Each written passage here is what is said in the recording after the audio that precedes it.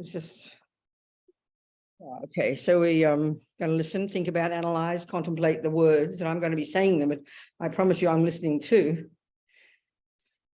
And basically it's to listen to it as advice. That's what it's meant as advice, you know. You don't have to take it, but that's what it is. But if you do decide, I mean, you can take 1% of it, it's okay. It's advice to do what? Well, really two things. Help you develop your own marvelous potential, get rid of your own neuroses, become less neurotic, less miserable, less depressed, less anxious, more confident, more self-respectful, more content. Therefore, more compassionate and able to help others. Develop the two wings of the bird. That's it, really.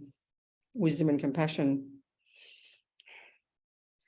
So the little prayer we're going to sing is expressing that wish, this aspiration to listen for that reason. And the first two lines of this little prayer are just for those of us who already figure we're Buddhist. And it's just reiterating our reliance on the Buddha and his teachings. I'll sing it in Tibetan. Sangye chadang soke chognam la janchu badu dagni kyap suchi dagi chonyen gi personam ki drola penchir sangye drupa shog sangye chadang soke chognam la janchu badu dagni kyap suchi dagi chonyen gi personam ki drola penchir sangye drupa shog sangye chadang soke chognam la janchu badu dagni kyap suchi dagi chonyen gi personam ki drola penchir sangye drupa shog. So as we've been talking, what's happened? Okay. You can all hear me on Zoom, yeah?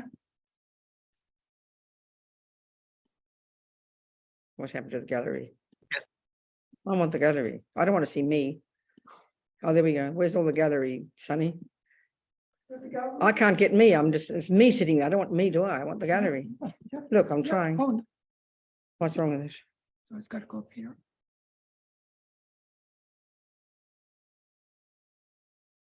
I know, well, it's there. Just why doesn't it work there?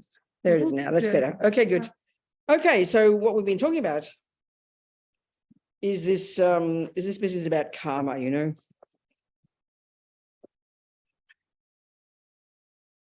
And because it's so totally different, even though it's a common word and everybody jokes about it and it's been around for a while, probably in the dictionary and everything, there's, I think I've been discussing this, but let's just look at it a bit more. We really hear it and apply it really wrongly. I mean, really wrongly. And I mentioned often enough, but I think because we come from, because it's Buddhism and it sounds like religion, doesn't it? Nana sang a prayer, looks like religion, sounds like religion, it's got all the trappings. So naturally we, without analyzing it, without really thinking we're doing this, you know, we've either been brought up Jewish, we've brought up Christian, maybe some Muslims, maybe some Hindus, I'm not sure. But, you know, let's say majority of us, I'm not sure, but I was certainly brought up a Christian. Then we automatically take that view, and there's a very powerful view in the creator religions of, and it's reasonable, of punishment and reward because God's the boss. It's completely reasonable. If there's somebody who's the boss, then they have the power to punish and reward. That's what they do. It's their job, you know. They do it nicely, great. But I think that is the essential view we have of karma when we hear it as punishment. We think of it as punishment. We don't even think of it as reward. We even just think of it as punishment. We automatically go there and we don't go beyond that. So therefore there's an immense resistance to it. Just sounds like another variation of what we've been hearing all our lives, you know. So somehow we have to unpack it. We have to go a little bit more deeply and look at what is meant by it. And I think part of the problem is not trying to be rude about Tibetans or Indians and this, you know, the literature. I mean, Tibetans, I mean, when I first heard Lama Zopa Rinpoche teaching back, whatever it was, doesn't matter, mid-70s or something, he would have been speaking exactly as they were in the 10th century, 11th century, 12th century, 14th century. And there's something about the sort of a way that the Tibetans, they sound a bit fundamentalist. They do sound a bit fundamentalist how they talk, you know. So it's easy to really misinterpret that and to hear it in that way of punishment and reward. It sounds very threatening. But when you analyze the Buddha's view, when you take this Buddhist view, which is so important to understand, sometimes it just seems like irrelevant. Who cares? Creator, not creator. Who cares? What's the point of that? What's the implication of creator? Well, it's absolutely massive. You know, it's massive. The implication is huge. And we have to see that Buddha has no view like that. There's no such concept of a creator. Therefore, there's no one to punish or reward. It's very simple. So we have to analyze the way we think. We have to analyze, even by looking into more attachment and anger, looking at the delusions, looking at the poisons, as Buddha would refer to them. So in the Lamrim, if you're familiar with the teachings, the first level of practice is all about karma, all about behavior. Don't do this and don't do that, and abide by the laws of karma. Why? Because you don't want future suffering, you know. So it's really about behavior. It's then when we get to the second scope, or I like to call it high school, this junior school and high school, and this is all the wisdom wing, this is all the nuts and bolts of what you do on your own mind, which is basically the Buddha's teachings that he gave in the Four Noble Truths, his presentation of his view of reality. What is suffering and how to get rid of it? Flip it over. What is happiness and how to get it? That's one way of framing all of Buddha's teachings. So when we look at that, the second part, we then go into the mind, which is the source of everything. So we even want to begin to apply Buddha's teachings at a slightly deeper level than superficial. In other words, apply his philosophy, not just the meditation techniques, but his view of how things exist, his view of how the mind functions. Then we need to know, bare minimum, the way karma ripened, the way karma, this law functions. And he is saying it's a natural law. And because he's not a creator, he didn't make it up. We naturally assume Christianity comes from Jesus, which comes from God. God created it. And Jesus is spokesperson. We think Buddha, the same. Like I always quote this scientist, happened to be a scientist years ago in New Zealand. I mentioned this last week. He asked the question. It was a very brilliant question and totally appropriate, because the assumption is religion is creator. That's the assumption. Who revealed the teachings to the Buddha? Well, of course, he and everybody else laughed when I said, would you ask Einstein who revealed the teachings about relativity to him? And that's the difference. That's the point. Because we would laugh at that. We would know perfectly well that, you know, Einstein used his noggin. The same even as a cake. I'll give you a cake recipe. You don't say who revealed it to you. You don't say that, because we know that it's hard. It's like hard science. You get the theory, you try it out, it works, you do it. Well, you know, that's the Buddhist approach, and which is very shocking to hear, because we assume it's just like other religion, you know, but Buddha's not a creator. So therefore the question has to be, which is the point, where if it's not revelation, where did this information come from? Well, if it's not revelation, where did Einstein get his information from? We know he got it from his own observation. He used his intelligence and observed the world and came up with certain findings. A good botanist does that, a good mathematician. Anybody who observes things and comes up with a sort of the way it works, codifies, tries it out, proves it, codifies them, and there you go. Now you've got botany, and you've got a rose every time. We get that, but that is Buddha's approach. And that means if we're trying to do what Buddha says, which is our choice, we'd use the same approach. But we're kind of intellectually lazy. We'd rather just believe in something, you know. We don't go deep enough. We don't drill down. So when we understand the way karma, the Buddhist view of karma, it's encouraging. You mean, wow, I'm the boss? This is really the point, you know. So the more we listen to, the more we hear that, and the more if we do try to, and of course, it's a big ask to apply the concept of karma, because when you really apply it in the long term, it means taking the hypothesis that your consciousness is not physical, it doesn't come from a creator, doesn't come from mummy, daddy, not a function of the brain. And you've got to look into these things too, because it's not what we think, that it comes from before, and that everything you think and do and say programs it in this life, and then you leave this body and you can carry on experiencing the fruits of what you've just done the programming for. We are our own creator. Dalai Lama joked one time and said, karma is like self-creation. It's really true. And if we like to be in charge. We want to be the boss. We don't want to have people sitting on top of us and being victimized. Well, karma is perfect for that view. We hear it wrongly because we don't analyze it. We don't look into it more deeply, you know. I know when I first heard the teachings from Lama Zopa, I remember feeling that karma had been what I'd been missing. I loved the idea of karma. What we do instead, we hear it: guilt, shame, punishment, reward. Not even reward. I've never yet, and I joke, but I mean it, I've never yet had a person ask the question, Robina, why do good things happen? We only ask why bad things happen, because that's how we hear karma, as a big stick, you know. So we're the ones who do that interpretation. Can't blame Buddha for that. We're misinterpreting what he's saying, you know. So this is why it's so important sometimes which is what I try to do, is frame it in our language. Not change the teachings, the fundamentals of the fundamentals, but put them in language that resonates for us with our culture, you know, because I mean, cultures speak in very different ways. It's really clear. So we really do use the way karma's meant as the way Buddha's really describing it as a natural law. Then you are the beneficiary of your changing your behavior, because the very first level of the view of karma is that everything we think and do and say, this is it. This is the essence of karma, not the level. It's the essence of it. This natural law runs the universe. This natural law is the law within which we all run.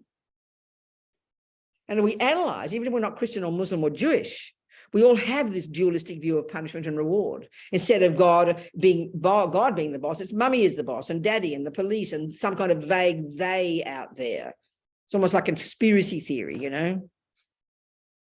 And we're trying to, and this very deep instinct, it's kind of, let's just analyze that a bit today. Look at the deep instinct of ego is to hide our bad things and to try and get off the hook. This is the function of ego.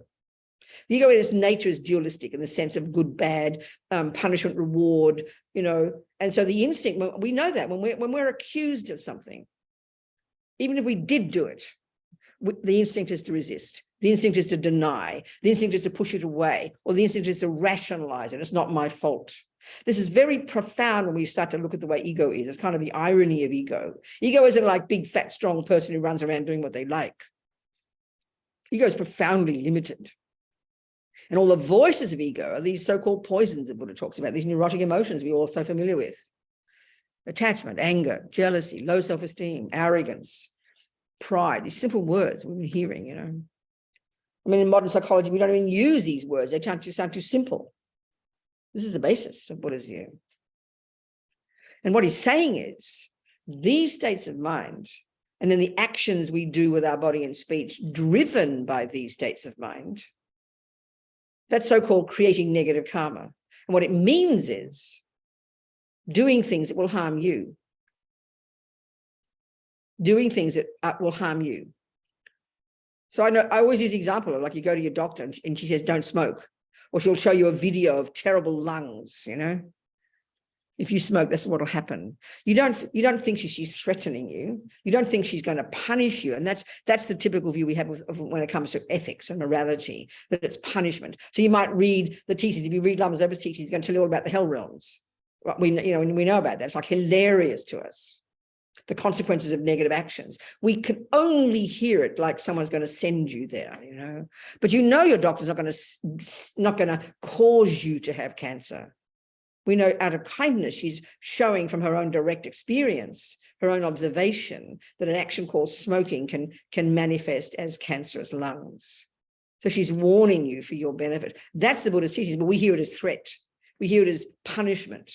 It's shocking to us. You know, or when you hear about karma, or you mean I was a bad person before, or you mean I'm the blame, we say, or you mean, oh, I deserve it, we say. That's this heavy language, this dualistic language we put into this stuff, you know.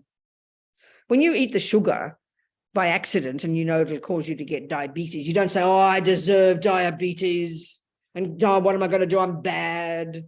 I mean, it's ridiculous. But that's how, so I say we shouldn't blame our Catholic mama or our Jewish mama. This is the Buddha's view is this is the way ego grasping causes us. Ego grasping, the root delusion. Let's look at that one a bit. The root delusion, the root neurosis, the root of all the problems of samsara, the root of all the beings in the universe, if there's any suffering, is this primordial, deeply instinctive belief in something intrinsic, in something inherent, in something solid, concrete from its own side. And that's what when they mean dualistic means. It causes us to have this sense of me. Even the most profound dualism is a sense of me and you, I and you, you know, I and other. There's always, I mean, this dualism works in many ways. I'm not trying to sound cosmic. And the deep instinct of the voices, the main voices of this ego grasping, the main voice is attachment, this constant emotional hunger based on profound dissatisfaction. I am not enough. I don't have enough. No matter what I do, it's not enough. No matter what I get, it's not enough. That's the symptom of it. This is the consequence of grasping at this bottomless pit of me. And then attachment, when it doesn't get what it wants, then arises anger. And all the other delusions branch out from these three. But because in our culture and in our own minds, we take these as absolute givens. We take them as normal parts of a normal person. So normal that you'd be weird if you didn't have them. This is why, again, it's quite shocking to hear Buddha's teachings. He's telling us he has found that these states of mind are not at the core of our being. They're adventitious. They therefore can be removed. We hear these words. It's so simple. The words are so simple, but we can't hear it because it's so bizarre.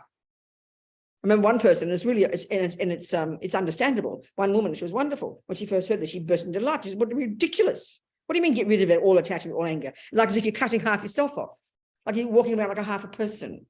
Because the assumption is, in our models of the mind, the assumption is these are normal parts of a normal person. Okay, you don't want to be completely rampant with attachment and go around being a junkie. We can accept that there are extreme examples of them, but to have a view that you can rid the mind utterly of them, this is something we don't consider. And when we hear it like that, it's bizarre. That's what Buddha means by nirvana, for goodness sake. Not some place like heaven. I mean, we all know these words, the cessation of suffering and its causes, blah, blah, blah.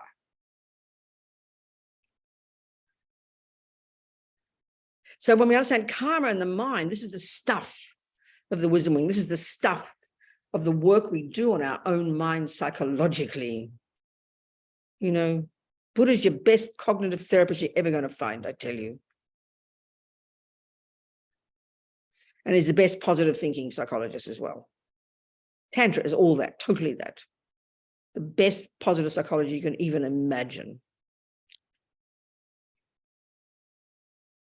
We have to drill down, unpack it, question things, look at the words, and just take them as a given, you know. So there's attachment and aversion, all these delusions. The Buddha's saying they are the source of our suffering. They are the source of our suffering. These words, we must have heard them 40 million times, but the penny doesn't drop. Because the addiction we have is no, they're not the cause of my suffering. They're the result of someone harming me. They're the result of the bad weather. They're the consequence of the boyfriend leaving me. They're the consequence of being fat or having a headache. Then I'm attached or angry. The Buddha says these are the source. And this is why when you study Buddhist psychology, and you can study it in great depth, you know, they do in the monastic university system, intensively, extremely sophisticated levels, like the epistemological model of the mind, the psychological model of the mind, intensively you can study it. There's not a single mention in those 2 years you might take to study it of what your mother did to you, what your father did to you, what your DNA are, what your genes are doing, what your brain does, what the events are, what the Catholic Church did, what you know, there's not a single mention of the external events, because literally in Buddhist psychology, literally you only study the mind. Whereas we can't even separate the mind from external events in our culture, because we see the events as the main source of what goes on in our mind.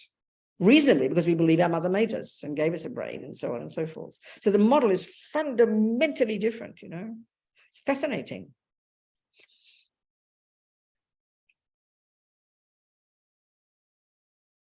It doesn't mean the external world doesn't play a role. Of course it does. There's no discussion there. Everything's interdependent. But we can see in our culture, and therefore in our own, and this is the intensity of ego, it does it naturally, we emphasize the external. We emphasize the external, you know. That's why I'm angry. That's why I'm attached. That's why I'm jealous. That's why I'm depressed. Whereas the Buddhist approach, if we can do it, you don't deny the external, but you focus on the internal. So your mother might have beaten you. Absolutely right. But the anger's yours. This is the part that's shocking. And if we understand karma, the Buddhist analysis is that you brought your own anger with you. And you created the cause to be born to an angry mum. Equally, you brought your own peaceful nature with you, and you created the cause to have a peaceful mum. She does play a role. You can't argue. My mother was a musician. She did not give me music. My mother was good at music because she'd done it before and brought the tendency with her and then trained. I must have had done music before, but I brought the tendency with me, and I had the good fortune to be born to a mother who was good at music, who could help me nourish my music. That's the difference with the view of karma. My mother did play a role, but I didn't get it from her. You don't get, I mean, in Buddhism, the more you analyze the mind, the more you study the Buddhist view of the mind, it's the wackiest idea to think that someone else can give you a mind. It's truly demented. I mean, Buddha doesn't say it like that. He's polite. It's the weirdest concept, I tell you. Someone can give you anger and give you jealousy and give you love and give you being good at football. It's too weird for words. And as for the idea of a creator, that's even weirder. Not being rude. Well, I sound rude, and I probably am being rude. When I say I'm not being rude, I usually am being rude. But I don't mean to be insulting or anything.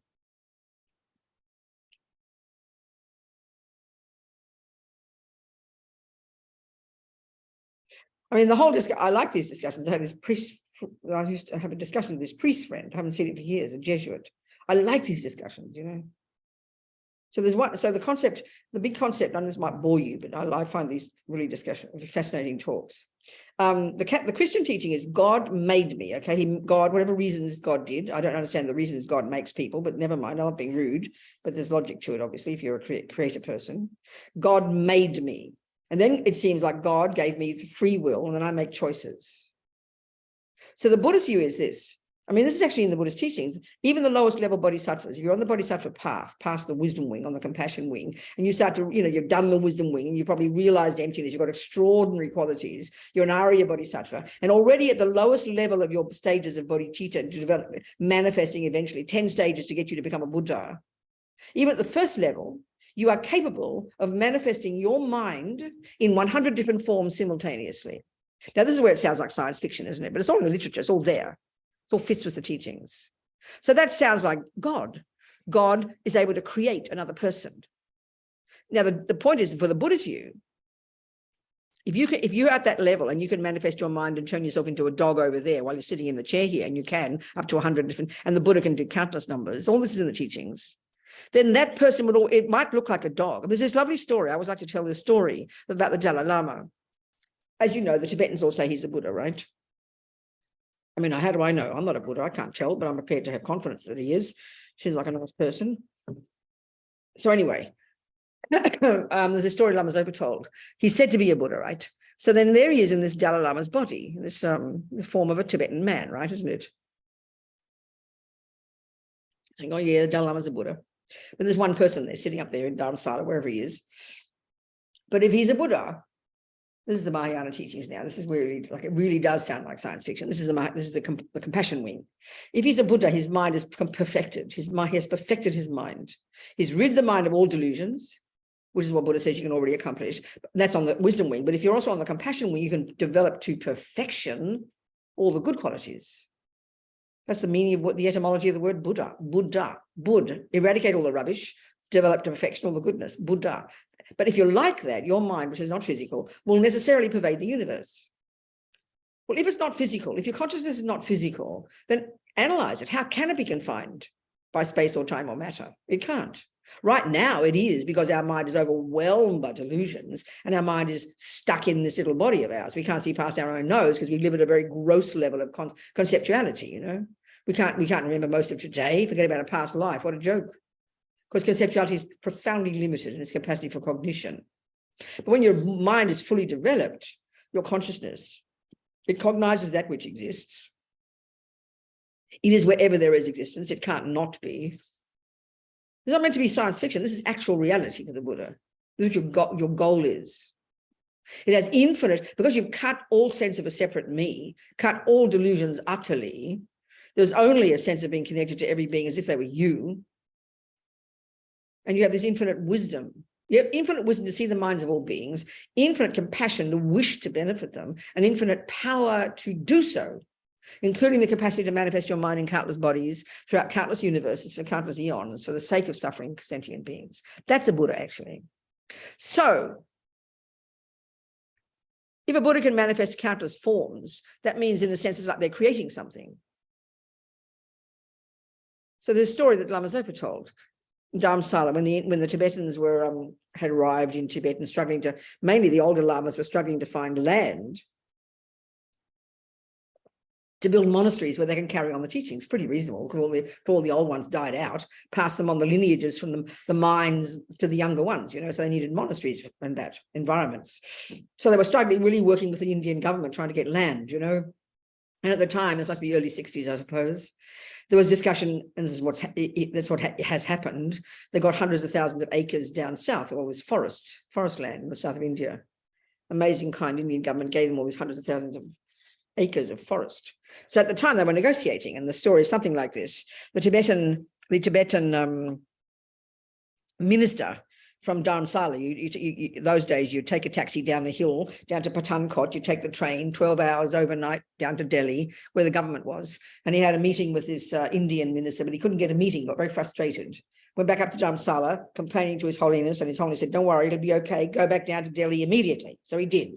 And that day, in the Indian minister's office, there was he had his little son there. The Indian minister, his little son was in the office with him. So the little boy was talking to the Tibetan minister, and the little boy expressed the wish for a dog. Well, the Tibetan was delighted to grease the wheels. I'll get you a dog, you know. So he went outside. There was a sadhu. He had a little dog. Can I buy your dog? And he bought the dog. So he gave the dog to the little boy, and the daddy, he was happy, and he went to daddy, the Indian minister, and the Indian minister was happy. Everyone was happy. Everything worked, you know. So as Lama Zopa said, the sadhu and the dog were manifestations of the Dalai Lama's mind. So, I mean, it's all in the literature, okay? It's up to you. You can do what you like with all this. I'm just quoting. This is a capability. So if you think about that, it's like he created a dog. It's like the Dalai Lama created a dog. If you think Dalai Lama is the Buddha, he's magically created a dog. But the fact is, and this is the point, if he's a Buddha, if the Dalai Lama is a Buddha, he doesn't need a body. He's way beyond bodies. But out of his compassion, this is what the bodhisattvas do. They manifest in bodies, including the human body called the Tibetan body called Tenzin Gyatso. They manifest in bodies to benefit sentient beings. I mean, we can't communicate with non-physical, abstract, subtle consciousness, you know. So Buddhas, out of infinite compassion, and bodhisattvas as well, manifest consciously in bodies to come to us at our level, to help us and talk to us and guide us, you know. That's the idea. They don't need bodies.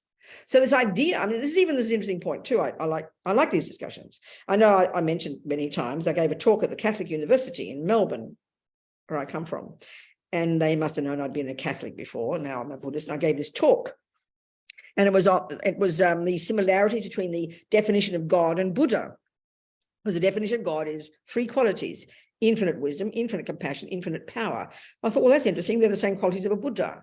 So it seems to me over the centuries, humans, and I mean, this is where we have to respect any human being who bothers to do more than eat, sleep, and go to the toilet, and to look into the meaning of life, whether you're called a scientist or religious, I don't care. Australian Aboriginals, American Indians, you name it. Human beings have been looking into the meaning of life since the cows come home. How amazing, how respected we should be, respectful. So I feel it seems like so many of different cultures come up with similar findings, but very many different ones as well. So there are the Buddhists talking about infinite wisdom, compassion, and power that pervades the universe and can know everything and see everything. Sounds like God, but not the view, not the concept of a creator. Not that one.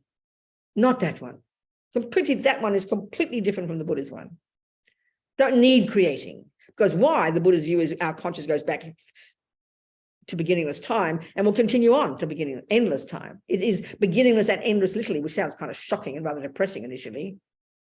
And so our job is to perfect it, to become a Buddha so we can benefit sentient beings. That's the idea. So there's Buddha manifesting as a dog and a sadhu. Oh, he's a creator then, is he? No, that's the point. That dog would look like a dog, eat like a dog, pee like a dog, and die like a dog, but it would not be a dog. It would just look like a dog. Well, for the same reason, Dalai Lama is not a human being. He's a Buddha. Human being, by definition, is not a superior being. You know, a human being is one of the rebirths. But he manifests as a dog for the sake of sentient beings. He manifests as a sadhu. He manifests as a Tibetan man sitting on a throne with a Tibetan body, a monk.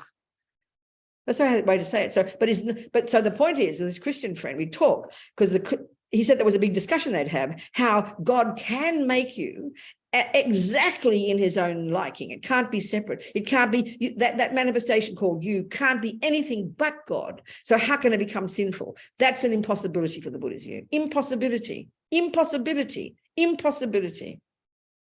So Dalai Lama manifests as a Tibetan, manifests as a dog, can manifest as a hell being, can manifest as a tree, a computer.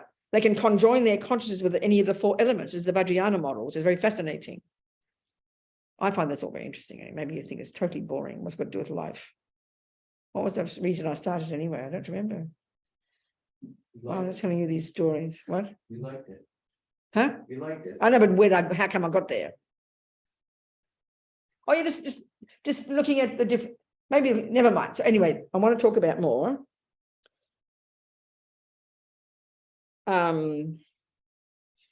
Yeah, the way, the dualistic mind, how we can be this dualistic, fearful, I-based, fear-based, trying to get off the hook, blame other people, hide our negativity. Why all this drama? What is it about us? Why are we like that, you know? Why are we, think about it, why are we not courageous, fearless, wise, compassionate, kind, effortless, you know, patient?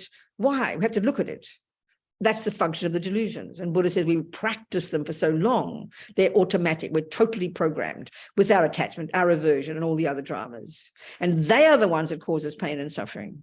And that's why if you're really trying to be the Buddhist, this is what a retreat mode is. When you go off into retreat mode, you don't bring your husband and children and dogs and all your, you know, you even get rid of all the memories and you start to drill down deep into the mind itself. The actual, it's so direct, it's incredible. You know, this is the great yogis and yoginis. You drill down into the actual workings, the subtle workings of your own subjective cognitive process, unpacking and unraveling and deconstructing all the gross conceptual stories, the misconceptions, and seeing nakedly how they are misconceptions. And you're arguing with them at the subtlest level. That's being a Buddhist, you know, that's being a Buddhist. Nothing to do with your husband, children, mother, weather out there. That's gone. They're just the external catalysts. But normally we're obsessed with the external catalysts. We give all the power to the body and we give all the power to the external world. And we utterly believe that happiness and suffering is out there. And we are frantically searching for it, the happiness part, and trying to avoid the suffering part. That's how we spend our lives. And the only time we notice what goes on in our mind, when it rises to the surface of intense emotion and your body is involved, then we notice, wow, I'm angry. What'll I do about it? It's a bit late, you know. So this is where you can say, as Lama Yeshe would put it, being your own therapist. That's when you actually become a Buddhist. If you look at the Lam Rim, first and second scopes, the first one is just you control the behavior. You control the servants of your mind. Don't worry about your mind yet. Just don't kill. Don't jump on the wrong partner. Don't steal. Don't do heavy duty actions with your body and speech driven by delusions that harm others. Why not, Buddha? Because, honey child, that produces your future suffering. And you don't want more suffering, do you, Robina? It's not moralistic. It's practical, like not eating sugar, you know. You don't want the future suffering. Then you get to the next level, and now you become a Buddhist. Now you really engage in the precise approach of the Buddha, which is to unpack and unravel your mind and learn to distinguish between the delusions and the virtues. That's it. If Buddha implies the eradication of all delusions, and if Da implies the development to perfection of your virtues, which is what omniscience is what Buddhahood is what happiness and Buddhahood is, then obviously the job is to distinguish between them. That's the job to be done. That's the job of being your own therapist. And that means you've got to know the Buddha's model. You can study Freud and Jung and your own model if you want to, nothing wrong. But if you want to use Buddha's techniques, you have to learn to pay attention to the cognitive process itself, beyond the sensory objects, beyond the externals, which takes intense focus and intense, clear intention to want to hear, not just not just feel the feelings. This is where we're at in our culture. We're addicted to our body, absolutely addicted to our body. We make the body the boss. And it is a very powerful indicator. The body is merely an indicator of what's happening in the mind. And some of us use that as a really good level of practice to observe the way your body responds in order to observe your mind. But finally, the point is the mind. The body is just an indicator, that's all. It's not actually the mind. When you're shaking with anger, that's just your physical response to the habit of this misconception called anger, deeply habituated in your mind, you know. So the job is to go beyond the body. And that's why when we get shamatha, we can do that. Most of us won't get it in this life, but we can attempt to.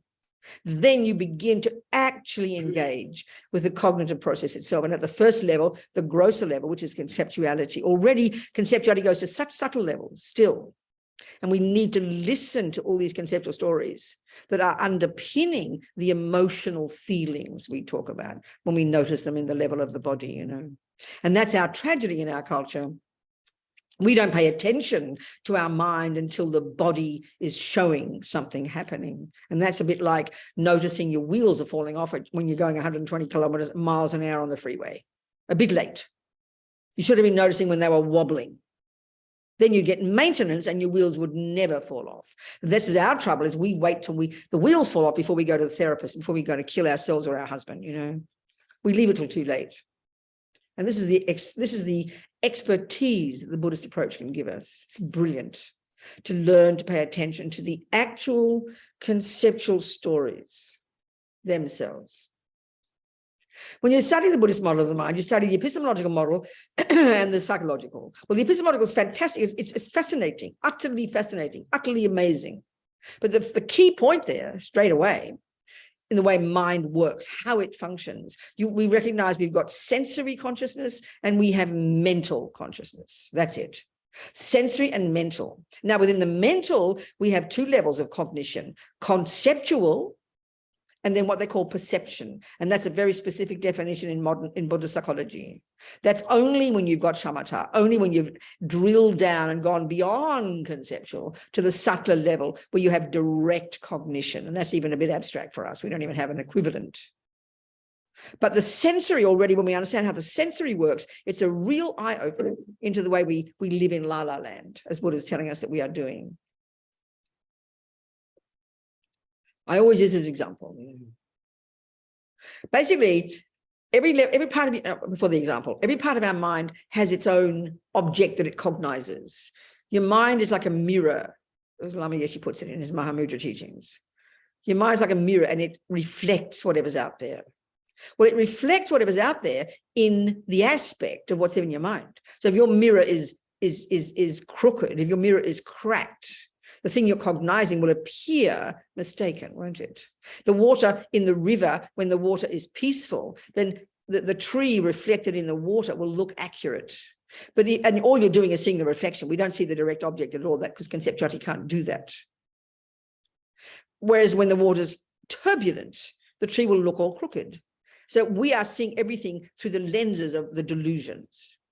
This is the one thing the Buddha is saying. So therefore, everything appears wrongly to us. And we're talking the mental consciousness here. But look at this point, even more fundamental. You know, I was the same example. I might say, what a nice cup that is. What a pretty cup, I'd say that.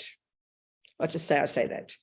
So naturally, we assume, as soon as my eyeball lands on there, that my eyeballs are seeing a pretty cup. Well, that's not possible. Each part of our mind has its own object. So eye consciousness, all the five senses actually are profoundly limited in their capacity for cognition. So eye consciousness can only cognize two things: shape and color. Shape and color, that's it. And you hear this, it's mind-blowing. Each of our five senses, which is the doorway between us and the universe, isn't it, cognizes sound. Ear consciousness only cognizes sound, mere sound. You know, taste, like salty, sweet, whatever, but can't even label them like that. They're really limited in their capacity for cognition. So the external world, as far as we're concerned, is a bunch of five sense objects, isn't it? Think of it that way. It's a bunch of the five sense objects. We see, hear, taste, touch, and smell the entire universe. It's a bunch of the five sense objects. So if my eye consciousness can only cognize shape and color, you have to ask the question, which part of my consciousness and mind are synonymous. You have sensory consciousness, mental consciousness. Which part of my mind or my consciousness is cognizing a pretty cup? Well, guess what? What happens is this. Quicker than Google, and I'm not joking, quicker than Google, as Lama Yeshe says in Mahamudra, when you've got shamatha, your mind is more brilliant than the most brilliant computer, and they mean that seriously. But quicker than Google, the millisecond my eye consciousness meets that shape and color, without even a millionth of a second of, what is that? Let me look up Google, shape. Oh, that's a cup. Do I like it? Well, maybe I like orange. 20 minutes later, you think it's a nice cup. No, immediate. Oh, that's a pretty cup. Because why? Because mental consciousness, which is where the workshop is, as Lama Zopa says. That's where the workshop is. And this is what's fascinating about the mind in Buddhism. First of all, there's a qualitative, this is one way of putting it, the qualitative way that karma works, that everything you think and do and say, we interpret in certain ways. And so we leave imprints in the mind, negative or positive. But there's other ways, just bare bones. Everything you think and do and say, every millisecond of whatever we've ever said, done, and thought since beginning of time is stored in our memory. It's like we can have clairvoyance. So many people report clairvoyant experiences, you know, when you have your dreams, for example, because that's your subtle mind. Your gross mind is the gross sensory, and then and the grosser level of our mental. But when the sensory cease and you're in your dream or in a coma, that's when the weirdo, wacko things happen. And people can have vivid experiences then of clairvoyant. And of course, you can train yourself to get clairvoyant by getting shamatha, because the subtler levels of our mind have the capacity to cognize subtler phenomena, such as the past, the future, and the minds of others. This is just a normal part of the Buddhist approach to the mind, you know, and its capability. But the point I'm making here is everything's stored there. Memories, billions of memories, trillions, past lives. You know, that's why things come up in our dreams, and things come up and we freak out, you know, fearful things we've tried to suppress. You can't suppress them. They're all stored there as memories. So I've stored just in this life alone millions of imprints and memories and opinions and ideas and viewpoints. And up comes what a pretty cup. Now, this is the point. This is the point in the mental consciousness where the workshop is. Like, we live at the grosser level. We live at the level of conceptuality. And this is very surprising because that includes what we call emotions. This is a big shock to us. We could say intellectual is 1 + 1 and musical theory and scientific concepts. That's intellectual. That sounds like conceptual. But I hate you. That, of course, it's a concept. You are ugly. It's a concept. That is a pretty cup. It's a concept. You are a ugly person, you know, while you're shaking and yelling and screaming. It's coming from the mind, and it's a concept. You are ugly. It is pretty. 1 + 1 is 2. They are all concepts, but some have this emotional component, which is why they call these mental afflictions, because of intense habit. So what all we notice is the emotional component of it, but it's underpinned by being a conceptual story. So then the Buddha is saying of those conceptual stories, we divide them into valid conceptual stories and invalid ones. Now, a valid concept would be that it's a cup. We've established what is a cup. Well, mummy, the cup, you define it. What is that, mummy? It's a cup, darling. What is a cup? It's a flat-bottom clay container. You can see that. That's the first part, tells you its conventional character. And then you say, well, what does it do? And this is a really crucial piece when we're trying to, especially going to get to our ultimate meaning of things. It holds my tea, she will tell me. Now, that's the definition of a cup. Well, you don't supposed to believe her.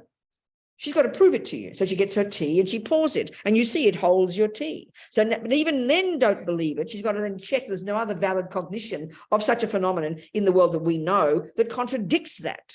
And once you've got that clear, you tick the box, you shake hands. Now we all agree there is a cup. That's a conventional truth. Now that's a valid cognition. To say that's a toilet, well, I mean, it could function as a toilet, it's a small one, definitely could. So you could argue that could be, you know, could, as long as it can function as that, then you can say it's a toilet. But generally we know that's a mug, okay, or a cup. So that's a concept. It's a concept. It's a concept. It's a concept, a thought, and we've decided it. We made it up.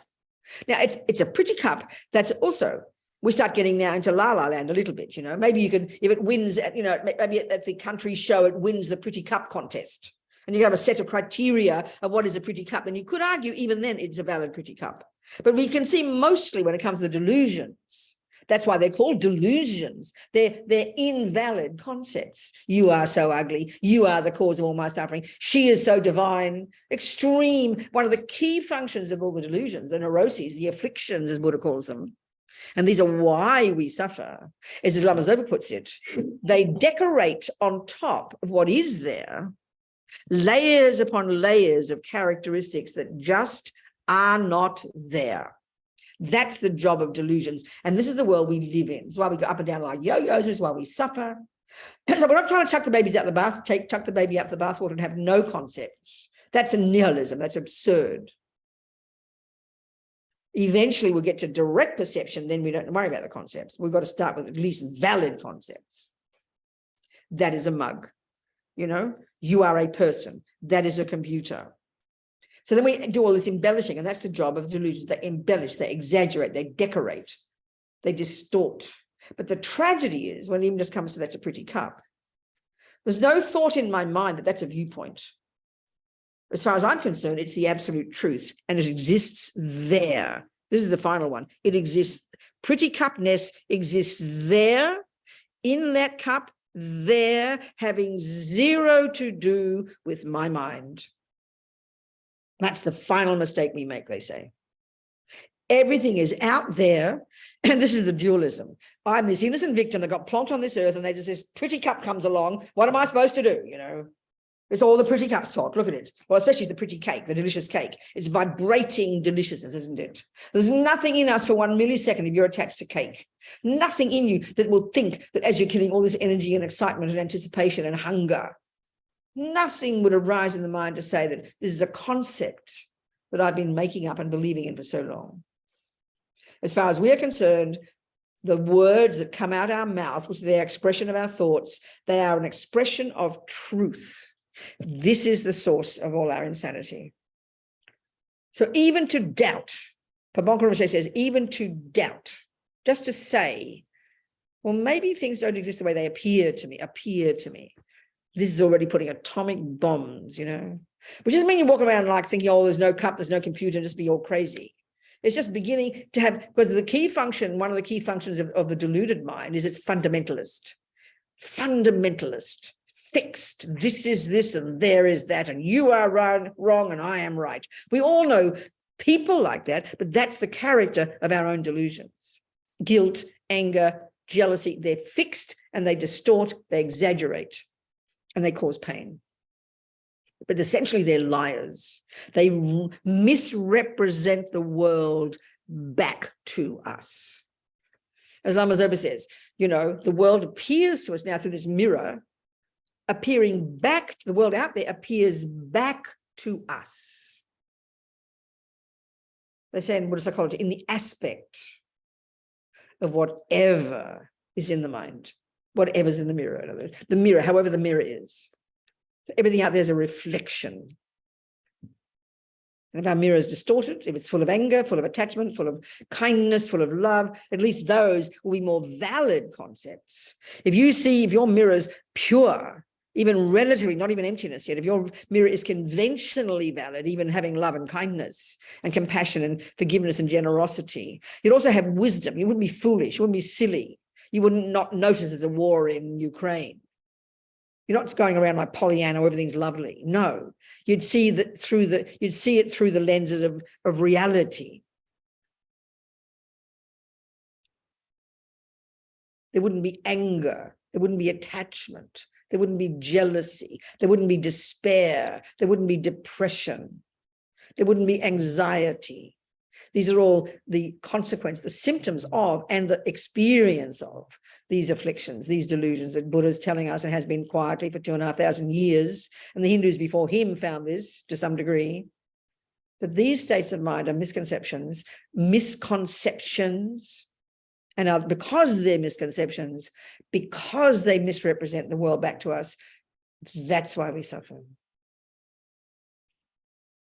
These are the voices of ego.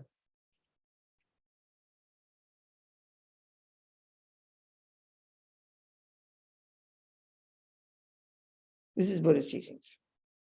This is Buddha's view of the mind. So we better learn about our mind, hadn't we? We had to look at it. You can be a neuroscientist as well, but not discussing neuroscience. You can learn about your brain, but we're not discussing the brain here. Not being rude, we're discussing the subjective cognitive process itself. That's Buddha's unique, incredible expertise. Genius, unbelievable. And it came from these Indians before him. He doesn't own it. As the Dalai Lama says, they're the ones, 3,000 years ago, they're the ones who began the investigation to the nature of self. Only now are we clever, modern people discovering that.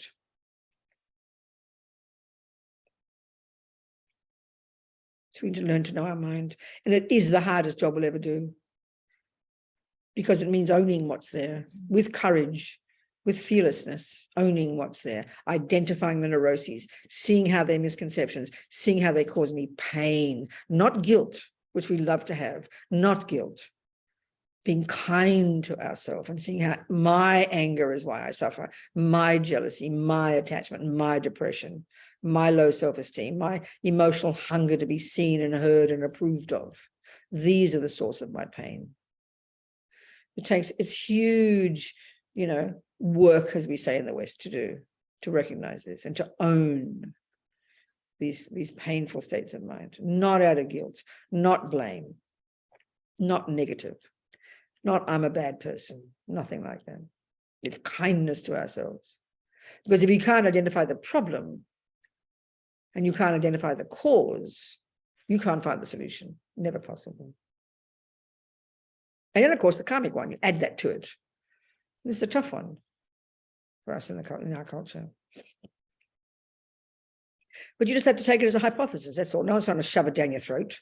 You hypothesize it. It might be wrong, but be brave enough to hypothesize it. Any decent scientist would do that. But you become programmed into this life. And that your human body is the fruit of your past actions, that all your tendencies are the fruit of your past habits, that all the experiences you have at the hands of others are the fruit of your past actions, and all the way the physical world impacts upon you is the fruit of your past actions, that we are literally the creator of our own reality every second, coming from the past and experiencing it now. And it brings ownership. It doesn't bring guilt, it brings ownership. And that means the more you apply karma and accountability, the less neurotic, the less victim, the less blame, the less angry, the less jealous, the less resentful we become, the more brave, the more fulfilled, the more grown up. This is a certainty.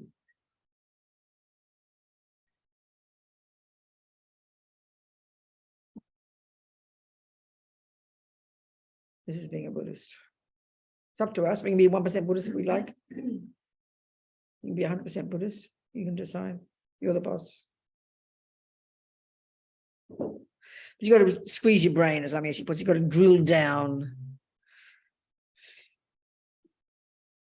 Drill down in here, not just randomly though, not just coming up with what you think. It's not being rude about us, but based upon Buddha's analysis.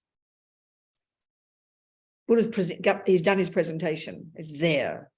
And what we're trying to do is use his observations as the basis. We're trying to use, if you're saying you're a Buddhist, you don't have to be a Buddhist. You don't have to be. If you say you're a Buddhist, it means I'm using Buddha's view, and I want that to be the view that I internalize. So I start learning it first intellectually. I say the words to myself, and then I try to internalize them. That's being a Buddhist. And if you discover he's wrong, as the Dalai Lama says, then you must reject him. And part of the problem in our culture is we're very clever intellectually. We're very clever Buddhists. But if it doesn't filter down from the head to the heart, we're in serious trouble. It's like pretending you're a cook because you know so many recipes, but you don't know how to make a cake. Ridiculous. But don't throw out theory. Theory is the basis of experience. You can only play Bach if you've got the theories right. What comes out of your fingers on the piano is based upon you having the accurate theories of Bach's music. So your behavior and what you do in your life and your mental experiences have to come from the Buddhist theories. If you choose Buddhist theories, it's up to you to decide. You can't make up what you think Buddha means. That's what we also do in the West. We're very arrogant.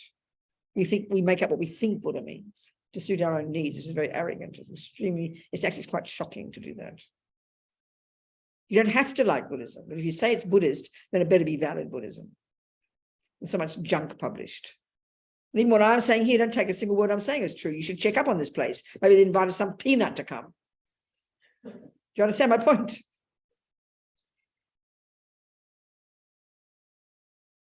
What happened to my tea? Here's my water. Anyway, I think it's time you ask questions. I've been raving on tonight. I'm so sorry. Where's my glasses? There we go. Any questions from anybody about anything I've said or anything I didn't say? Yes, Eileen, talk to me. Yeah. Yes, Robina, hi. Thank you.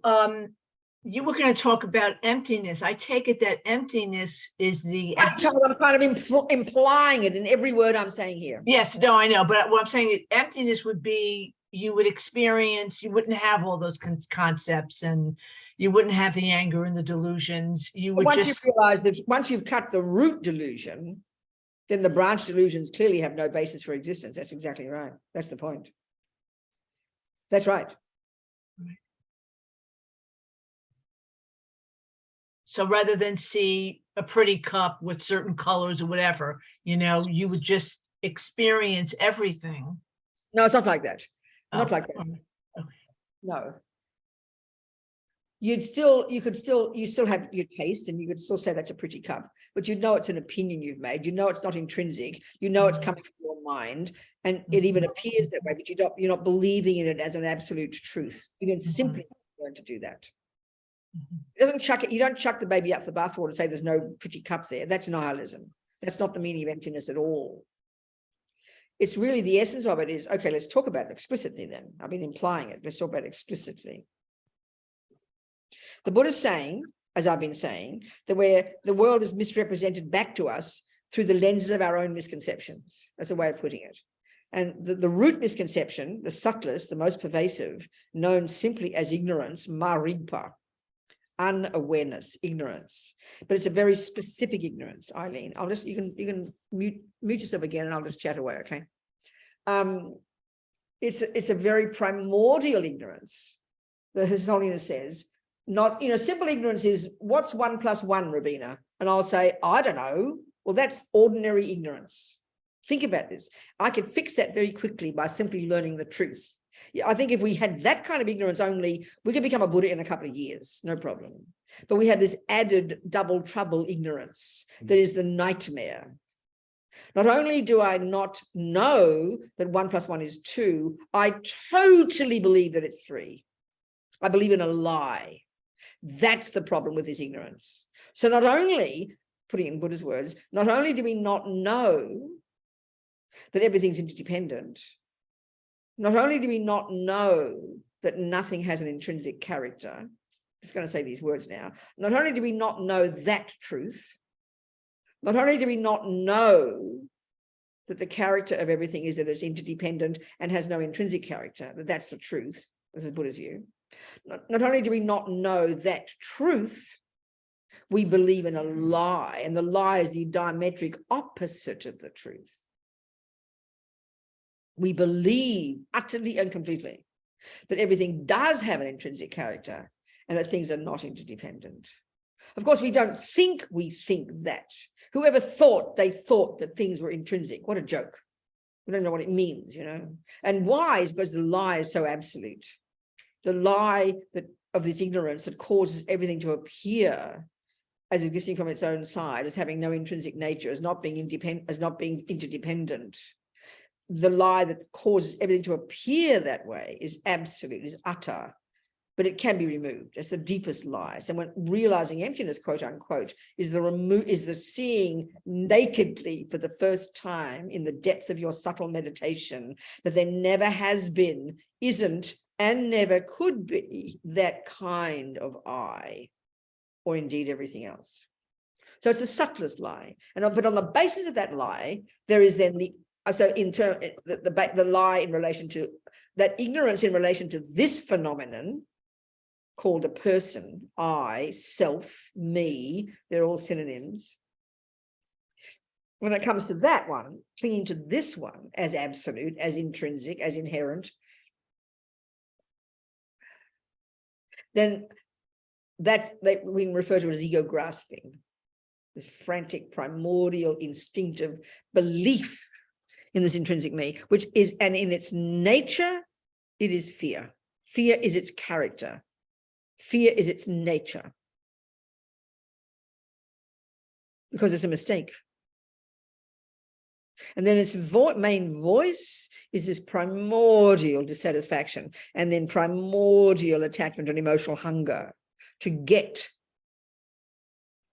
to fill up that gaping hole, that feeling of separate and bereft and not enough and all that, And then anger or aversion is the response when that attachment is thwarted. And that's 1,000 times a day. And then all the other delusions are branching out from those three. It's a very coherent, like, map of the mind.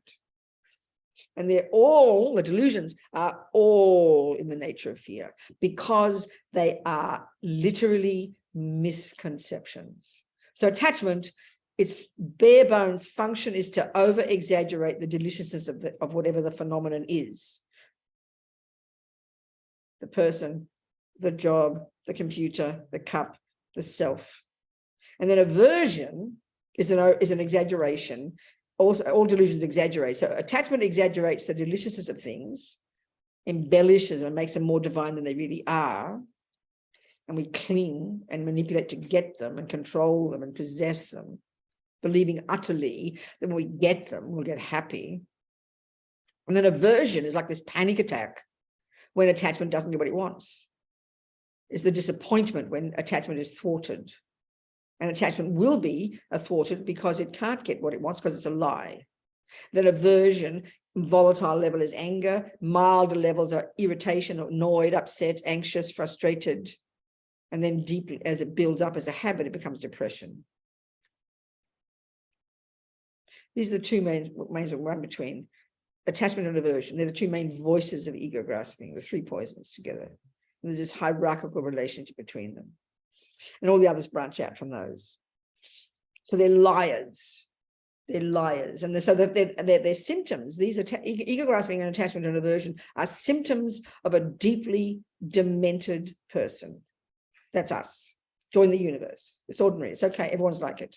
Monkeys and dogs as well. And they're suffering a million times more. Attachment alone, attachment itself, before you get anywhere near aversion, is a symptom of a really schizophrenic, unhappy, demented person. So when attachment is rampant, which it is in all of us to one degree or another, and the thing that what modifies it, what mitigates it is the presence of virtue. We've all got delusions, but they're mitigated by, they're calmed by, they're softened by the virtues in us. And this is, so we're just looking at the weeds at them. I'm not looking at the flowers. We're looking at the weeds, the problems. We've got to identify them, isolate them. They don't define all of us. They don't define the whole person, but we have to identify them. So attachment itself has got this primordial energy of, it's all about emptiness. It's coming to emptiness. It's about all the delusions, Eileen, have the same function of exaggerating. Okay. And the deepest exaggeration is the one of ignorance. But this is all these, but the more we understand attachment and aversion, how they lie, that leads us to understand ego grasping. Do you understand that, Eileen? Okay. So this attachment, its primordial energy is dissatisfaction.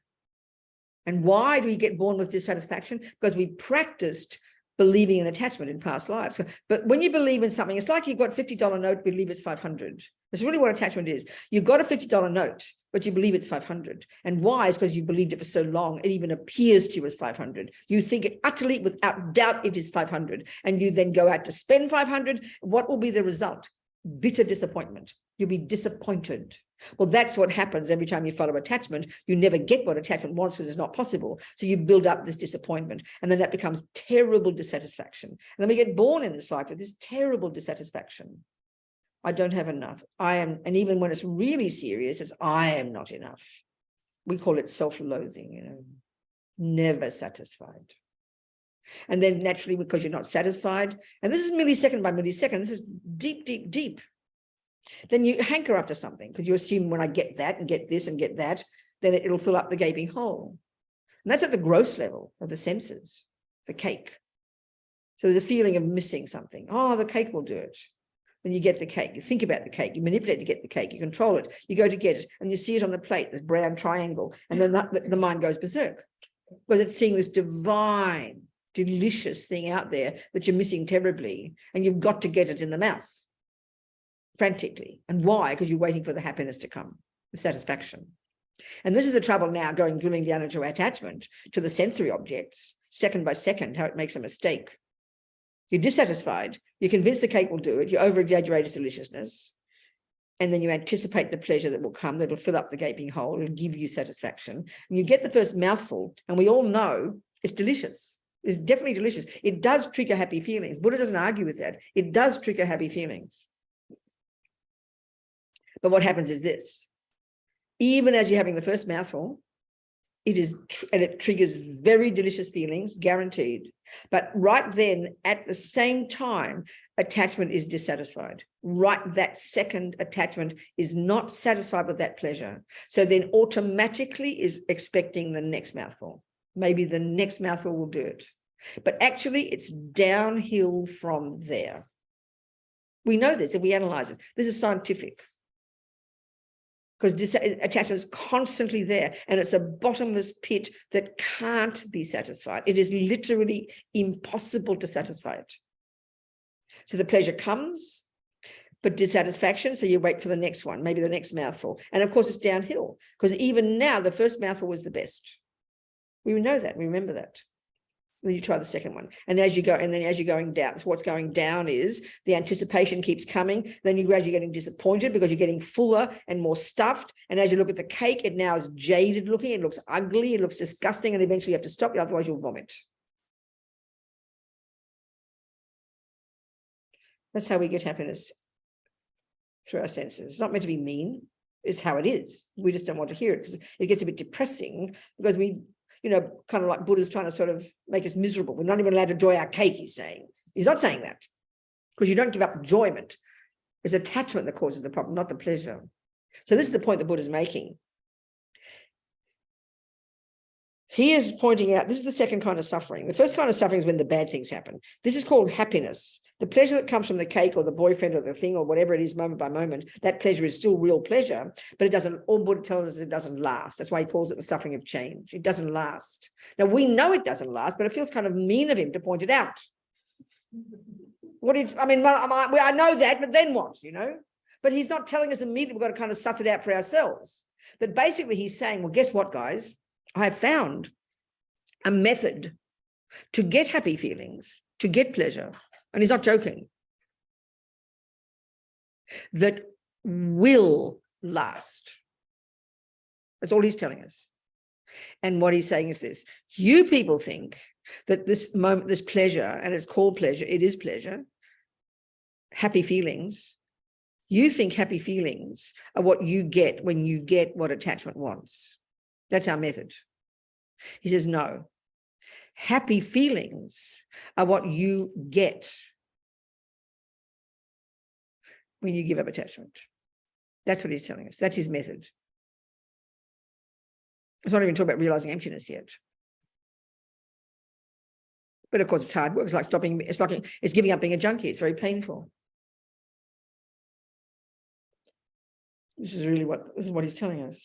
That basically happy feelings, he's telling us, see that they don't put it so bluntly. You've got to kind of suss it out yourself. But happiness, happy feelings is the end result of Buddha's practice. What the hell do you think nirvana means? That's some bloody place like heaven? Excuse me, being Australian. We say bloody very naturally. It's not an alternative to heaven.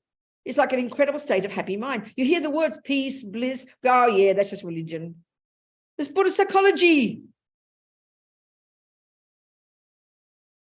We kind of can't hear it, It sounds too religious to us.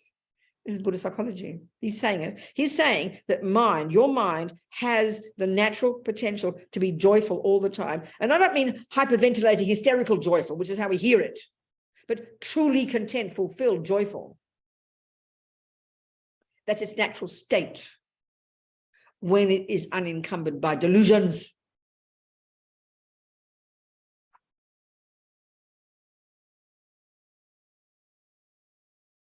That's what he's telling us.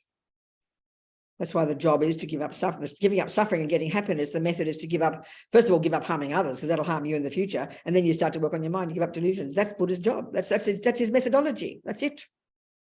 That's it. And it's the hardest job we'll ever do, because we're addicted to the other method. So slowly, one step at a time, hearing it, the logic of it, analyzing it, doing it a little bit every day, sowing seeds, practicing. That's it, So all of this is leading to emptiness, Eileen.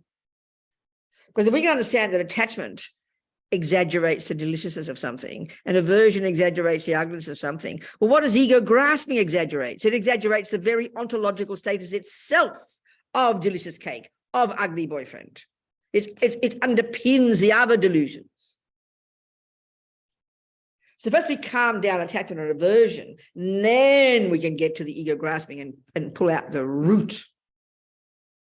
So how the world would appear to you then, Eileen, you'd have a fulfilled mind. You'd be, what happened to Eileen? Where's she gone?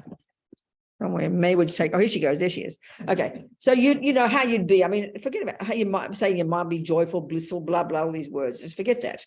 But, you know, there'd be tea there, and there'd be cups of tea there, and there'd be coffee, and you'd see things, and the table is there, and the brocade is there, and the computer's there. The world would appear just the same to you, but your mind would be radiant and clear and blissful, and you'd be clairvoyant, and you'd see things the way they are, and you'd have wisdom and compassion and blah, blah, blah. All right, Eileen? Something like that. How about that? That do? Aim for it, baby. Yes, married. That's great, Robina. Thank you. Good, darling.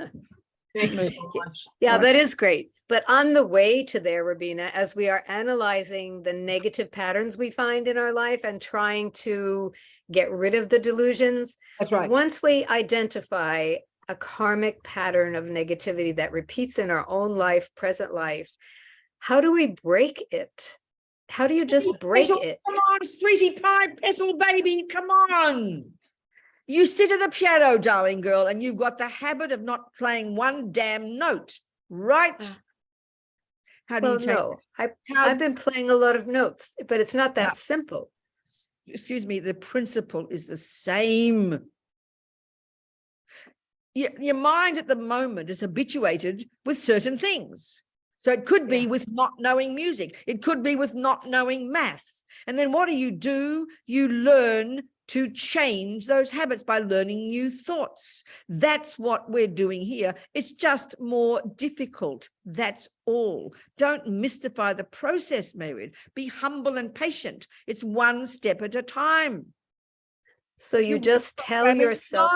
You don't just tell yourself anything. You don't tell yourself. You hear, you see the anger rising. You see the anger, which it might be like annoyed with something, right? Yeah. Okay. You notice the physical feeling. We don't notice until it becomes annoyance, right? But basically, that's a mild level of anger. So you go to yourself, oh, look at that. That's annoyance. That means I'm resisting what's in front of me. That means, you know, I don't want that thing to be there. And that's aversion. Aversion is the response when your attachment didn't get what it wanted. Attachment is a junkie that only wants everything that you want. So then you notice that and you go, that's okay, Maywood, leave it like it is. It's fine. I can handle a red light. I can handle a meal that isn't the right taste. You just do a bit of analysis, and then in that way you argue with the aversion concept. Are we communicating? Yes, we are. I guess I was just looking at a pattern which has lots of bits of anger, or it's not even anger. Don't forget about pattern. Your mind is made up of many, many, many different mental factors, as they call them. And you've got to learning to identify each one. Each has got their own little voice. You know yourself, if for 1 minute you would try to write down every thought that pops up in your head, there'd be an awful lot of thoughts. I mean, they even say in the West, we've got 1,000 thoughts a second. It's true. All of them are concepts. So we've got to unpack all those concepts and start to identify them. And it's just quite a subtle job, baby. That's why you learn the theories first. There's attachment concept and anger concept and jealousy concept, and you begin to hear them. And then you argue with them, and then you slowly develop the habit of not having those angry thoughts, not having the jealous thoughts. Honey, it's a long-term job. Are we communicating, darling? We are. Thank you. Yes, someone here. Talk to us, sweetheart. I just wondered if you could talk about the relationship between karma, one's ignorance, or emptiness. Karma and what?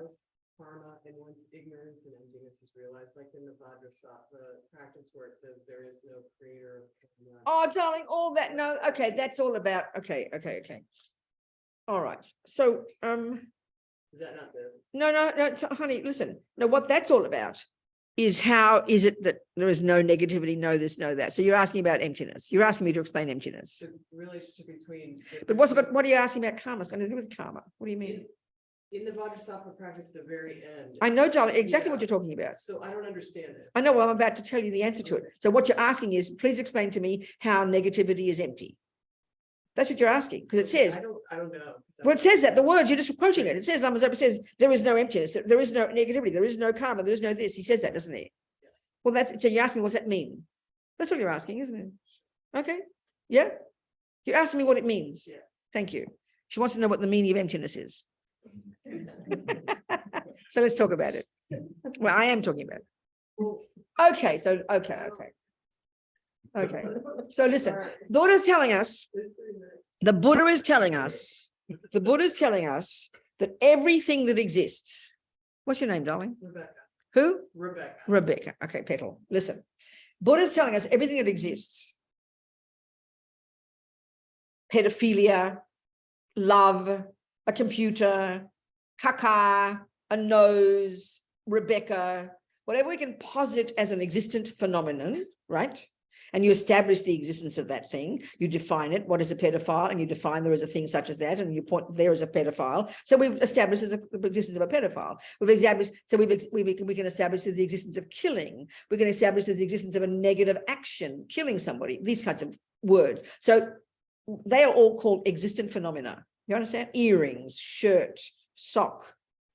We can point them out, we label it, we define it, we all agree they exist, we shake hands. And now what we have to do, Buddha says, is start to look at how they exist, because we're living in la land about how they exist. So one way we are living in la land is we have all these, this is the way, we have all these delusions, the root of which is called ignorance, the root delusion, which gives rise to attachment, which then gives rise to aversion and all the others.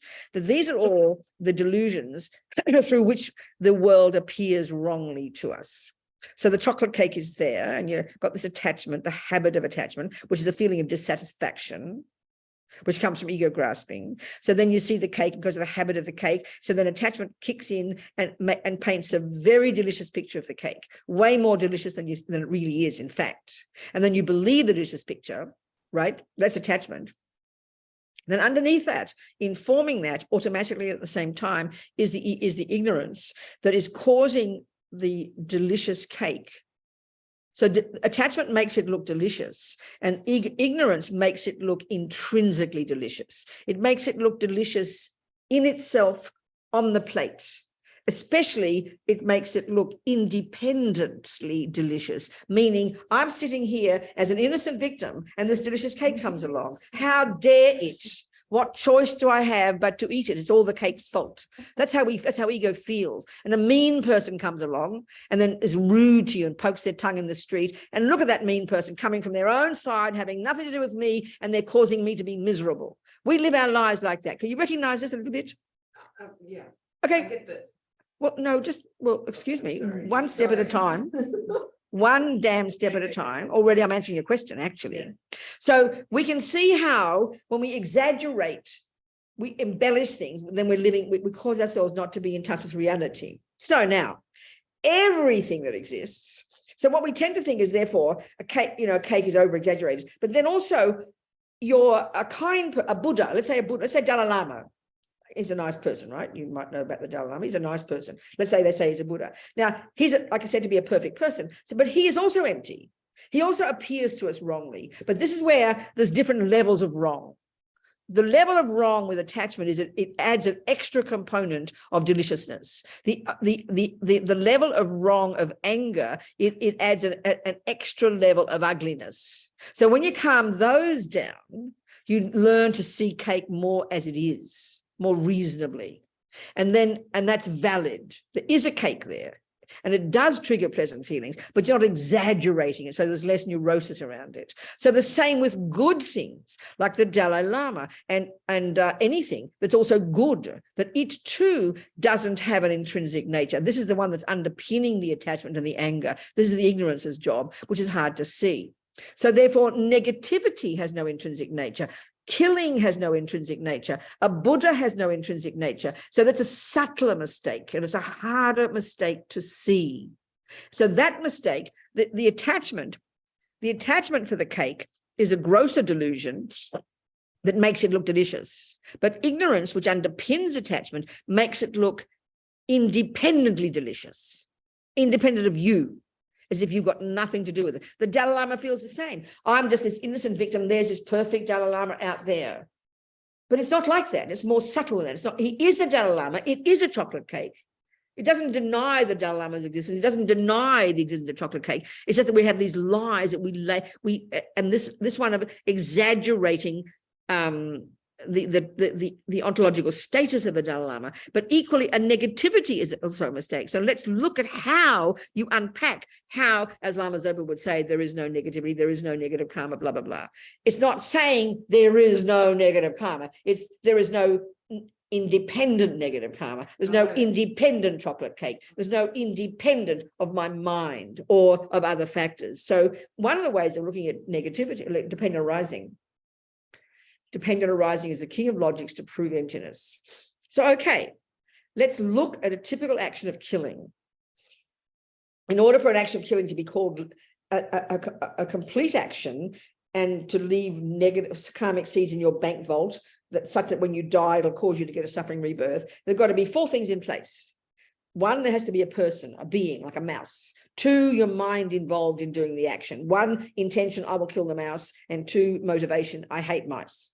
Okay, intention and motivation. 3, you do the action. 4, dead mouse. That's roughly a complete action of killing. Now, there's 4 components there. I mentioned 5 components, didn't I? So think of that little entity. It's got 5 bricks in it. 1 is called object. 1 is called intention. 1 is called motivation. 1 is called action. 1 is called result. Do you understand? It's like a little entity and it's got 5 pieces. You agree it's got 5 pieces? So that's a classic example of a negative action. You with me? Now, let's say you do one of those actions, but there's 1 brick that's different, and that's your motivation, and it's called compassion. Because you think by killing it, it'll stop its suffering. You might be mistaken, but your motivation is real, it's compassion. So what you've done is you've taken out the anger brick and you put in the compassion brick. It's a different thing, isn't it? Isn't it a different entity? That's dependent arising. There's no inherent negativity. Can you see? It's dependent on it depends on the parts. Everything exists independent upon its parts. So one entity called killing it's got anger in it, this, that, and then that's one action, one entity. And another one's got compassion. It's a different action, a different thing, therefore different karma. So the underpinning that has to do with your perception of What? negative. I think I got it Well, for a brief moment. I think. But that's okay, that's Yeah. fine. But everything is dependent arising, meaning it's not set in stone, which doesn't mean, oh, well, it doesn't matter, I might as well kill. It's chucking the baby out the bathwater. So you can say killing is a negative action, but what makes it negative is not because someone said, it's because it's got this, and this components, and you tick the boxes, there's a negative action, that's a chocolate cake. If you take out the chocolate and put orange paste in it, it's a different cake. Cakes are dependent arising on their parts. That's what it means. And that's why you can change it. There's no karma that can't be changed. That's why there's no point in killing ourselves. You can always be perky and optimistic. Are we communicating, Rebecca? Good, darling. Who's this? Laurie, talk to me. Laurie. I'm Go, here. Hi. darling. I have 2 questions that are both related to the child that is suffering. And she's only 19 and I'm trying to tolerate her suffering, meaning I'm trying not to suffer from what's happened to her. She's only 19. She doesn't have these concepts that we're talking about. So I'm not going there with her, but I'm trying to have, she was molested and she has PTSD and there's a lot of self-harm going on. So I'm trying to. This person is your life. This person, you're talking about a close person in your life, are you? My daughter. Okay, darling, and she lives with you. Yeah, she's in college, but yes, she's. Okay, and does she love her mummy? Yes. Well, that's important because otherwise there's not much you can do, is there? Right. So, darling girl, this is a really good example of how your attachment and your fears and your anxiety could make a mess of it. So if you can try, the biggest one for you is, yes, it is her suffering, and yes, you adore her, and yes, you love her, and yes, you don't want her to suffer. But the more your attachment is what caused, if you're a typical mum, your attachment will, think about, will cause you to stick your nose in where it doesn't belong, will kind of make you think it's your job to fix it. And it is your job to take care of her and love her to the degree that she allows you, but it's not your job to fix it. You just have to be there like a rock of Gibraltar, Laurie, love the girl, be optimistic, see her. But this is the crucial point, because you see her problems for you loom large, and you probably forget about her good qualities. You forget about other aspects of her because the problems are so big. So one really major thing is you've got to remember the whole person. Never forget her qualities, never forget her good side, never forget all the other parts of herself, and then you can feed those back to her with your optimism, your love, and your kindness. Don't exaggerate the bad things. Don't paint the whole of her with those brushes. This is Just her suffering, like just don't put a big white light on the fact that she's suffering, you're saying. I don't mean don't see it, but there are other things there as well. She herself, her problems loom large for her. Yeah. So don't let them loom large for you. See the beautiful girl there. See her good qualities. See her, be optimistic. See her kindness. See her wisdom, and encourage that part of her. Don't look with sad eyes at her problems all the time, because we tend to identify ourselves with our problems. There's more going on than her problems, and you can help her see that, but by keep her safe, by getting her to feel loved by you, but don't try to give her answers. Don't try to make it all better. Trust her wisdom. Let her say whatever she likes. Let her weep and cry, but have confidence in her and show her that confidence that she is doing beautifully, and she's moving through all this, and it'll be good results. I Do you hear you. understand? Yep. I appreciate it. Sorry, my dog's barking. So, See? it's so important, darling. This is an important one. Yep. Very Okay. helpful though. Thank you. Good, darling. Thanks, Laurie. What else, people? Anything else? Yes. Yes. I'm curious if it's possible to live in the world and still achieve some levels of progress towards enlightenment, because we mostly hear that people who became enlightened, they surrender the side, living out the side. Isn't it possible to actually practice with all the discussions and everything? Of course it is, darling. I mean, I think, listen, if you want to be idealistic about it, the ideal scenario is to give up sex, drugs, rock and roll, mortgages, dogs, cats, boyfriends, and everything else, and go to the mountains, and you'll get enlightened very quickly. That's a fact. But 99% of us, honey child, won't do that. So we adjust it to, like, you can be like at 24 hours a day playing piano, or you can play piano on the weekend. It's okay. You do it according to your capacity, and everything counts. Every tiny step you take counts. So this is the root hard work, the job. So it's good to have a discipline. It's good to have a practice and have long-term patience. It's really important not to have fantasy. But also, this is where we haven't had a chance to talk about, but adding the compassion work to the life makes a big, big difference. Having more courage, having more compassion, wanting to help others. This is a huge way we can add to our daily practice. Not just doing our own meditation, but making our lives useful, being kind to others, learning to be patient, learning to be forgiving and loving. It's hard. The world's pretty crazy. This is a powerful part of your practice. Of course you can, darling. No question. Come on. Yes. So, let me hear your thoughts on pain. The Dharma and my training and my practice allow me. I had an experience where I had horribly painful medical procedure done to me. And my practice allows me to do a fun little trick where you separate your emotional response to the pain, your fear, and the pain itself, and observe my own reaction to it. Like we're talking about, just the way we would observe our reaction to somebody who made you angry because they hit a soft spot. Yeah. But the pain is real. Or are you saying that the pain is not? I mean, Okay, give it a simple example about the pain. So what are you saying? What's going to cause the pain? What? Well, I mean, if I'm having a decision being sewn up and I wake up in the middle of surgery, that pain is quite real. Oh, okay. So you mean physical pain? You're talking about simple physical pain. Well, of course it's real. I mean, why are you suggesting it's not real? Well, what do you mean? It's separate. So I think. Okay. Now let's look at this. Okay, now let's look at this. I think because we're so addicted to our bodies,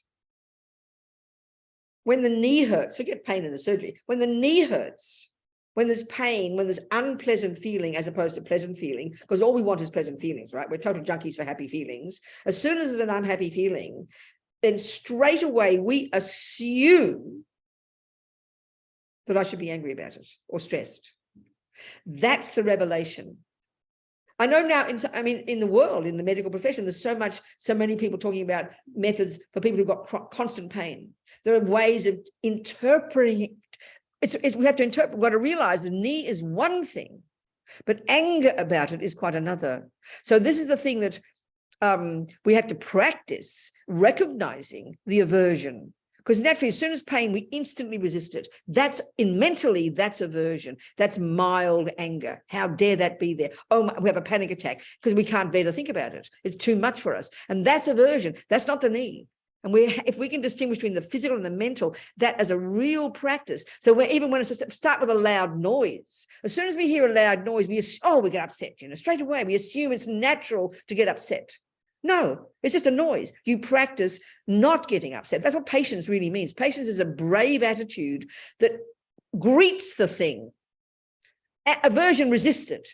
And that's what builds up the tension. And when it's really angry, that's when there's so much suffering. That's aversion. And that's automatically the response when attachment doesn't get what it wants. So when there's a nice sound, that's lovely, and you go towards it. When there's an ugly sound, oh no. We're running between this attachment and aversion at small levels 1,000 times a day. And we just don't realize we can learn to control it. We're up and down like yo-yos, That's profound already. So it is a pain. Take a painkiller if you can. But to recognize that the physical is one thing and mental is another, it's huge. And this is how we can learn to transform the really advanced practice of transforming problems into happiness, the bodhisattva level, And the thing is, if you can change it, take a pill, then great. But notice, this is the thing, we notice how deep attachment is when there's a pain. First of all, the attachment is just there, always wanting no pain. And as soon as pain comes, attachment shifts to now wanting to be free of the pain. So we're endlessly going between this. So it's learning to recognize this extra level of attachment and aversion we put on things all the time. And it's quite subtle, but this is what makes a difference. We start to work with those. We can change the pain, great, but what if you can't? We've got to reinterpret it. This is really what practice is. Do you understand? I think it's time to go home. Look. Okay. All right, that's it, isn't it? So what's the plan? We have a plan? It's the last business. Yeah, so. Sunny, what's her name? Sheila, where's Sheila? She there? So Sheila asked me if I'd come back and do things. I live in New York now. I've got no excuse, have I? Next Monday. So maybe... I'm trying to help Sheila and Sunny get a better program here, but maybe I'll just give up on that. I think they're too nervous about it, being blunt in front of everybody. But maybe I'll just say I'll try and do a few things then. How about that? So why don't we say I can do it, I don't know, we do 3 Mondays in a month or something, and because you get bored eventually. Everyone gets bored eventually. Just for a while, why don't we say I'll do a few Mondays? How about that? Will that do? Yeah, well, we'll talk about it. We'll talk about that, so you can advertise.